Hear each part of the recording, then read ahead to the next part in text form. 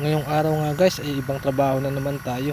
Bali ngayong umaga guys mag-aabono tayo ng aking talungan guys.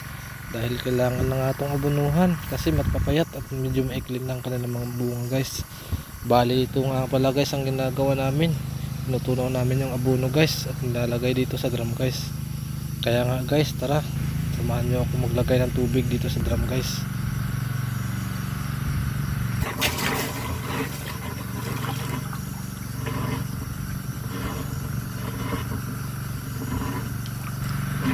Bali ito nga palang proseso namin mag-abono guys. Ang abono guys ay tinutunaw namin. Kasi yung iba guys ang ginagawa ay ginadirect na yung abono sa puno guys. Pero okay naman yung ganun guys dahil maganda rin naman yung ganun kasi maganda yun guys pag tag-ulan kasi pag nagbuhos ng ulan at nakalagay ka ng ganun amat-amat kakainin ng dura yung abono mo guys. Lakas katalastik.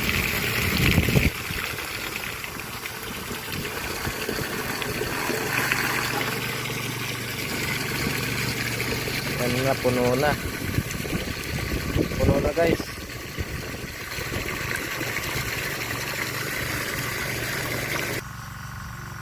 Guys ito nga pala yung abono namin guys oh. Ito guys 1846 po guys. Bali pang pataba nga pala ito. 2 kilo lang nilagay natin.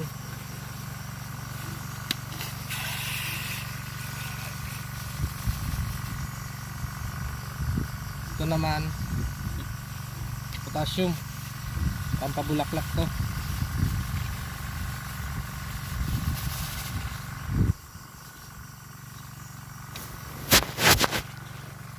Bali 3 kilo ilagay natin dito.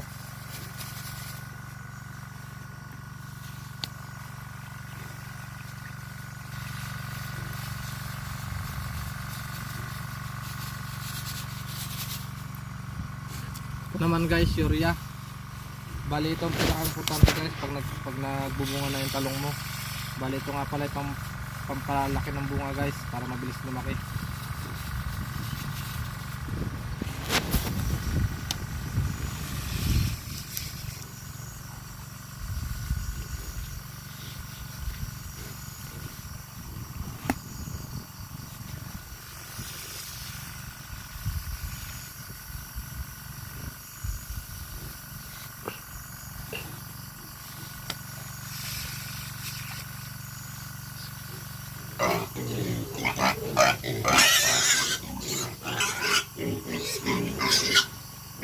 Kaya nga tapos na natin ilagay ang abono guys. Kaya ngayon hahaluin na naman natin to para mabilis matunaw guys.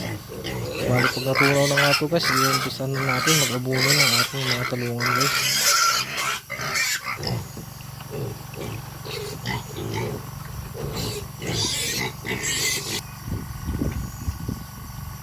Ayan na nga tunaw na guys. Kaya nga tara na mag-abono na tayo. Let's go.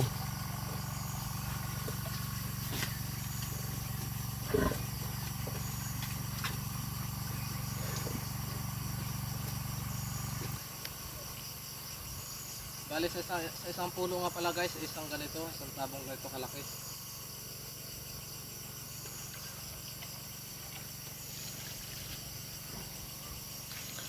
Kaya nga kung ikaw gustong mag-farm guys, ay kailangan mo ng sipag at tiyaga para mabilis mong matapos ang iyong mga ginagawa guys.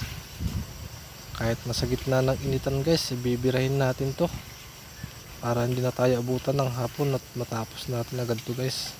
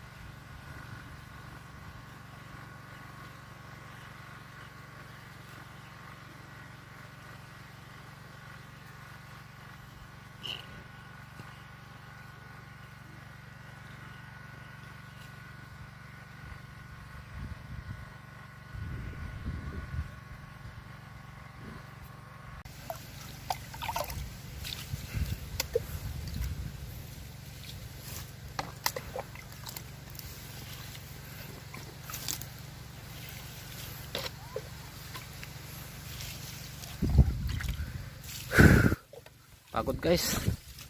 Grabe. Grabe talaga pag ganito.